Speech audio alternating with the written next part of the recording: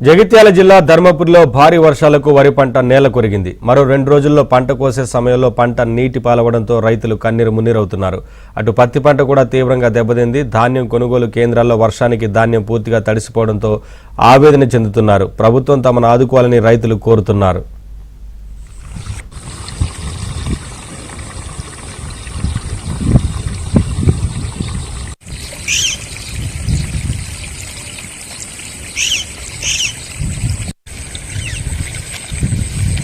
పంట కోసే సమయంలో పంట నీటి పాలవడంతో రైతులు కన్నీరు మున్నీరవుతున్నారు. అటు పత్తి పంట కూడా తీవ్రంగా దెబ్బతింది. ధాన్యం కొనుగోలు కేంద్రాల్లో వర్షానికి ధాన్యం పూర్తిగా తడిసిపోవడంతో ఆవేదన చెందుతున్నారు. ప్రభుత్వం తమను ఆదుకోవాలని రైతులు కోరుతున్నారు.